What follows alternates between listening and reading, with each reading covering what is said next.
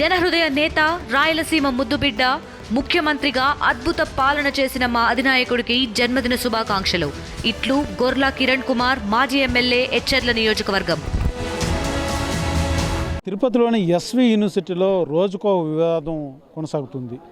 మొన్నటి వరకు ragging ప్రోత్సహించినటువంటి professor ఒక పక్క పెద్ద విషయం నడిస్తే, ఇవాళ ఏకంగా గర్ల్స్ హాస్టల్లో, ఏదైతే ఉమెన్ హాస్టల్లో ఆ అమ్మాయి విద్యార్థినులు బయట వస్తున్నటువంటి తరుణంలో ఇక్కడ ఉన్నటువంటి సెక్యూరిటీ వాళ్ళ డ్రెస్సింగ్ స్టైల్ మీద అభ్యంతరకరమైన విధంగా కూడా మాట్లాడుతున్నారంటూ కూడా పెద్ద ఎత్తున ఒక దుమారం రేగింది.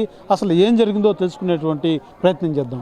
కొంతమంది విద్యార్థి సంఘ నేతలు కూడా ఉన్నారు, వాళ్ళతో మాట్లాడే ప్రయత్నం చేద్దాం. చెప్పండి, దీన్నంతా ఏం చూస్తున్నాం అంటే, మొన్న ఒక ఇష్యూ చూసాం, మళ్ళీ ఇవాళ ఒక హాస్టల్ సంబంధించి అమ్మాయిలకు సంబంధించి ఒక ఇష్యూ చూస్తున్నాం. దీన్ని ఎలా పరిగణించాలంటే, శ్రీ వెంకటేశ్వర యూనివర్సిటీ పేరుకి గొప్ప ఊరికి దిబ్బ అన్నట్టుంది. ఇదివరకే దాదాపు ఆగస్టు 22 తేదీన వేలాది మంది విద్యార్థినులతో అక్కడ ఏడి బిల్డింగ్ ముందు ధర్నా చేశాం. ఆ రోజు చెప్పారు వారం రోజుల్లోపు వాళ్ళకి ఫుడ్ కానీ, హైజెనిక్ రూములు కానీ, వాటర్ కానీ, అదేవిధంగా మిగతా సమస్యలన్నీ తీరుస్తామని చెప్పారు. కానీ నేటికి దాదాపు 6 నెలలు గడుస్తున్నాయి, ఇంతవరకు ఒక సమస్య ఎక్కడ వేసిన కొంగపురి అక్కడలాగే ఉంది. ఇక్కడ ఉమెన్స్ విద్యార్థులు ధర్నా చేస్తూ ఎస్ఎఫ్ఐ వాళ్ళకి పిలిస్తే, మేము ఇక్కడికి వస్తే మా మీద మా యొక్క హెచ్ఓడీలకి వాళ్ళకి కంప్లైంట్ ఇస్తున్నారు ఈ అధికారులు. సమస్యలు పరిష్కరించండి అయ్యా అని మేము అడుగుతాం. దాదాపు ప్రతి నెల 3,500 నుంచి 4,000 రూపాయలు మెస్ బిల్ వస్తుంది, కానీ సమస్యలు మాత్రం పరిష్కరించలేదు. విద్యార్థులు నేరుగా చపాతీలు తీసుకొచ్చారు, మాడిపిన చపాతీలు తీసుకొచ్చి రిజిస్ట్రార్ గారు చేతిలో పెట్టారు. రిజిస్ట్రార్ సార్ దాన్ని తిని ఇది బాగలేదని చెప్తున్నారు, కానీ ఈ సమస్యని ఇంకో 10 రోజుల సమయం అండి, నాకు ఇంకో 10 రోజుల సమయం ఇస్తే నేను దీన్ని 5 స్టార్ హోటల్ చేస్తున్నానని చెప్తారు, కానీ ఆ సమస్య అలానే ఉంటుంది. ఇక్కడైనా ఈ పక్కనే రిజిస్ట్రార్ గారు ఉన్నారు, ఈయన ఖచ్చితంగా వారం రోజుల పాటు ప్రతిరోజు ఇక్కడే 3 పూట్ల మెస్ భోజనం చేయాలి. ఈ యొక్క మెస్ మెను మారేంత వరకు ఆయన ఇక్కడ కృషి చేయాలని మేము ఎస్ఎఫ్ఐగా డిమాండ్ చేస్తున్నాం. లేని ఏడల యూనివర్సిటీ బంద్కు కూడా పిలుపునిచ్చి మహిళా విద్యార్థుల యొక్క రక్షణ కోసం ఎప్పుడూ ఫైట్ చేస్తామని తెలియజేస్తా ఉన్నాం. బయట ప్రాంతంలో మనం హాస్టల్ చూస్తేనే ఒక 3,000 రూపాయలు కడితే వాళ్ళకు హై క్లాస్ ఫెసిలిటీస్ ఉన్నాయి, వైఫై అని, ఇంకోటని.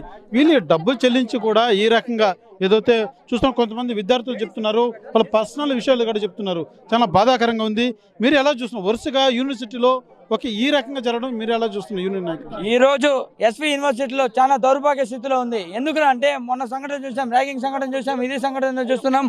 చూడండి, పేద విద్యార్థులు మెస్ బిల్లులు వేలు కట్టుకుంటూ పురుగులు కొట్టుకుంటుంది. చూడండి, మీడియా చూసినా కానీ పురుగులు ఉన్నాయి. ఈ పురుగులు అనేది ఎలా తింటారు విద్యార్థులు? నాణ్యమైన ఫుడ్ ఇవ్వాలనేది కూడా మనం డిమాండ్ చేస్తున్నాం. అలాగే వాచ్మెన్ కూడా, ఒక జెంట్ మ్యాచ్ వాచ్మెన్ ఉన్నాడు, లేడీ వాచ్మెన్ కూడా వెంటనే ప్రొవైడ్ చేయాలనేది కూడా మేము విద్యార్థి సంఘాలుగా డిమాండ్ చేస్తున్నాం. ఆడపిల్లలకి రక్షణ లేని యూనివర్సిటీ అవసరం అనేది కూడా ఈరోజు మేము అడుగుతున్నాం. విద్యార్థి నాయకులుగా మీరు వచ్చారు, ఇక్కడ ఎలాంటి ఉంది ఇప్పుడు సమస్యలు?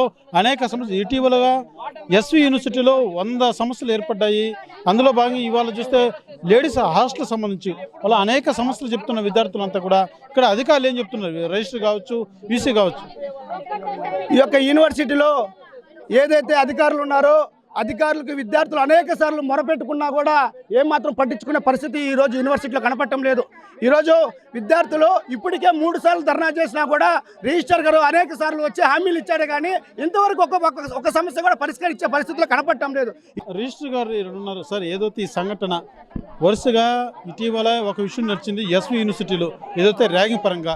ఇవాళ ఒక హాస్టల్, లేడీస్ హాస్టల్ సంబంధించి వాళ్ళు ఇంత పెద్ద ఎత్తున వాళ్ళు తినేటువంటి ఫుడ్ చెప్తున్నారు, పర్సనల్ విషయాలు కూడా.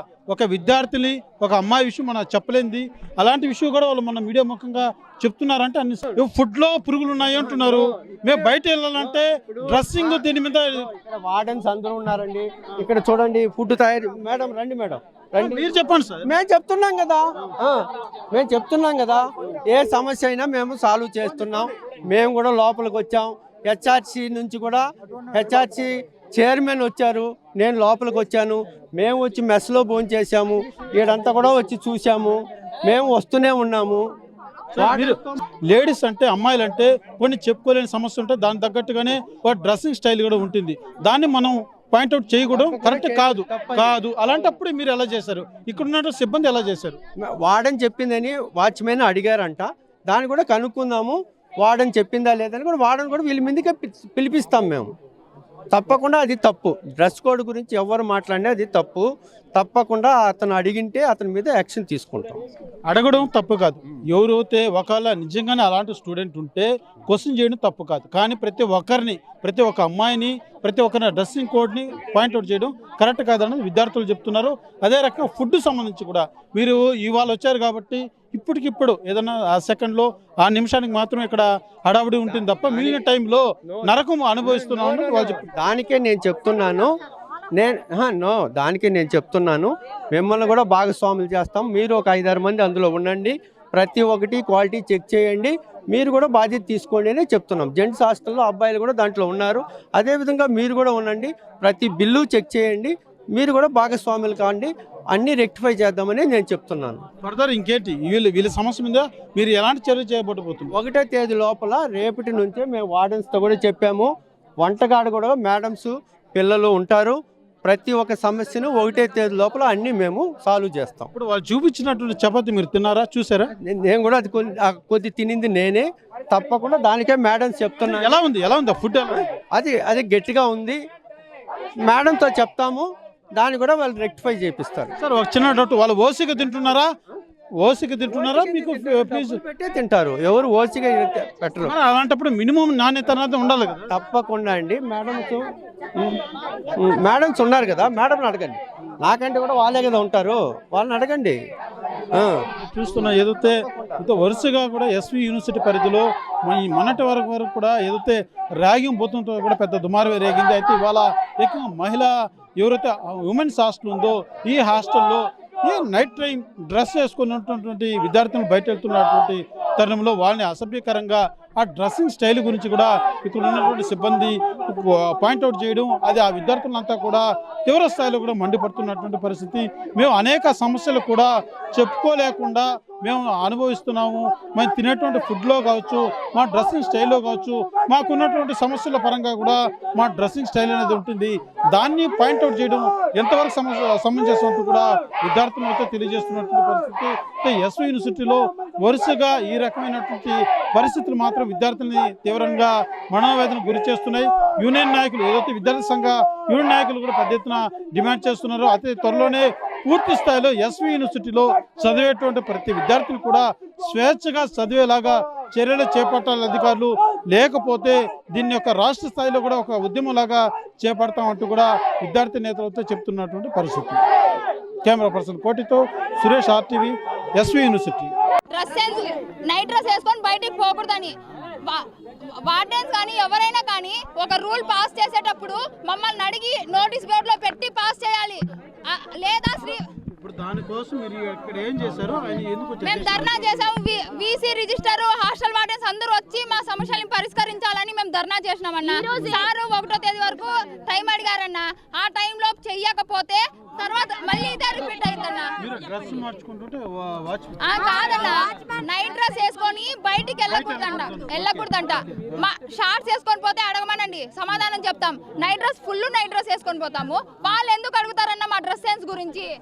సార్ వాళ్ళు వాచ్మ్యాన్స్ ఇష్టం వచ్చినట్టు మా పైన ప్రవర్తిస్తారు. వాళ్ళకి ఏం హక్కు ఉంది సార్ మా పైన లగేజ్ ప్రతి ఒక్కటి మేము శానిటరీ ప్యాడ్స్ కూడా వాళ్ళకి చూపించాలా సార్? మేము పర్సనల్వి అసలు హాస్టల్లో ఫుడ్ కూడా సరిగా లేదు.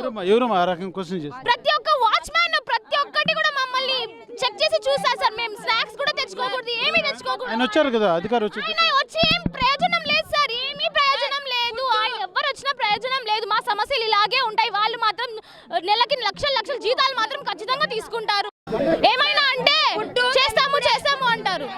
ఇప్పుడు మేము ఫుడ్ ఇప్పుడే తీసుకొచ్చాము చపాతీ. అవి చపాతీలో ఏమో అని అడగండి సార్.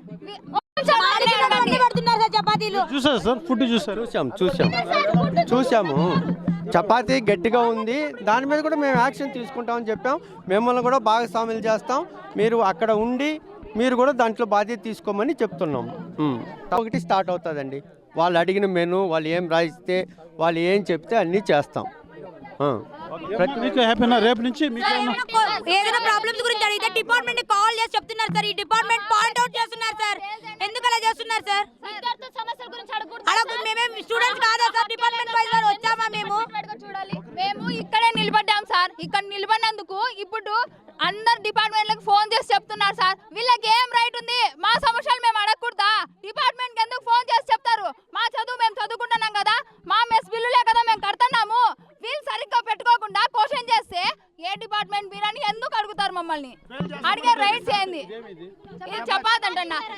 అన్న పెట్టేది ఎట్లా నిండుతుంది రెండు చపాతీలు అంటే దాని మించి పెట్టరా? దీంట్లో దాని మించి పెట్టరు, రెండే అంట పెట్టేది కాదన్నా. ఇది సగం కాలిండేంత వరకు సగం తింటామన్నా, మిగతాదంతా పడేసాము. కావాలంటే డస్ట్బిన్ లో పోయి చూడండి ఎంత ఫుడ్ వేస్ట్ అవుతుందో మీకే తెలుస్తుంది. ఎంత చెల్లిస్తారమ్మా? Mess bill 3,000 per month. 3,000. కొంతమంది చికెన్ ఉండే వాళ్ళకి 3,300 కూడా వస్తుంది. అంతంత మెయింటెనెన్స్ బిల్లు ముందు 600 ఉండిందన్న, ఇప్పుడు 200 పెంచారంట. ఎందుకు పెంచారు? ఏం మెయింటెనెన్స్ చేస్తున్నారని మెస్ బిల్లులు పెంచుతున్నారు అన్న. 3 నెలల మేము స్టార్టింగ్ వచ్చినప్పటి నుంచి మా రూమ్ లో గెల్లేదు, డోర్ కి గెల్లేదు, కుక్కలు వచ్చి పడుకుంటున్నాయని చెప్తానే ఉన్నాం, లెటర్ రాసి ఇస్తానే ఉన్నామన్నా. ఇప్పటి వరకు గడియలేదు. ఇంకా 3 months ఉంటే మేము వెళ్ళిపోతామన్నా. నెక్స్ట్ జూనియర్స్ వచ్చి పైన ఉంటారన్నా సీనియర్స్ గా, వాళ్ళు ఎట్లుండాలన్నా? వండించే వాళ్ళని అడిగితే వాళ్ళు ఆస్తి వేసినట్టు కొంచెం కొంచెం వేస్తున్నారన్న, మళ్ళీ కిందికి పైకి చూస్తున్నారు వాళ్ళ ఆస్తి అడిగినట్టు. రేపటి నుంచి ఆయన నీకు ఇక వాళ్ళకి ఏం కన్నా చేస్తాము అంటున్నారు. మీకు నమ్మకం? చాలా లెటర్ రాగామన్నా ఇప్పటికే. సార్ ఇది కూడా చెప్తాము, వీసీ రిజిస్టర్ లేదా హాస్టల్ ఆఫీస్ వాళ్ళు ఎవరన్నా వచ్చిన రోజు మాత్రం అంతా క్లీన్ చేపిస్తారు, అంతా నీట్గా పెట్టిస్తారు, ఫుడ్ కూడా ఆ రోజు బాగా చేస్తారు. వాళ్ళు నిజంగా వీసీ రిజిస్టర్ అయితే చెప్పి కాదు వచ్చేది హాస్టల్ చూసేకి, చెప్పకుండా వచ్చి అప్పుడు చూపిమనండి వాళ్ళ పవర్ ఏందో, చెప్పి వచ్చి చూపించేది కాదు. వాళ్ళు వచ్చినప్పుడు మాత్రం బాగా చేస్తారన్న. మిగతా రోజు ఈ రోజు కూడా మధ్యాహ్నం ఎంత ఫుడ్ వేస్ట్ అవుతుందంటే, మీరు లోపలికి అలవలేదు కాబట్టి మీకు తెలియదన్న. ఆ డస్ట్బిన్ మొత్తం నిండిపోయింది. దీంట్లో రెండు పెడితే సగం తింటారు, మిగతాదంతా పడేస్తామన్నా మేము. సండే అయితే దోశలు చేస్తారన్న, దోశలేకి చట్నీ వేరే చేస్తారు, అది మాకు ఇష్టం లేదు. అది కూడా చెప్పామన్నా. చెప్తే మాకు చట్నీ చేయించండి అని చెప్తే, మీరు ఒకటే కాదమ్మా ప్రిన్సెస్ 2 వాళ్ళు కూడా ఒప్పుకోవాలన్నారు. ఇది మా హాస్టల్. వాళ్ళు వచ్చి మా బిల్లులు కడుతున్నారా? మేమే కదా మా బిల్లులు కడుతున్నాం, మేము చెప్తే కదా వాళ్ళు చేంజ్ చేయాల. ఎవరో ప్రిన్సెస్ 2 వాళ్ళే ఒప్పుకుంటే మాకేంది చేంజ్ చేసేది వాళ్ళు. Local to global news at your fingertips. మీ చేతిలో ఒక ఆయుధం. Download raw TV app. Media legend Ravi Prakash is back.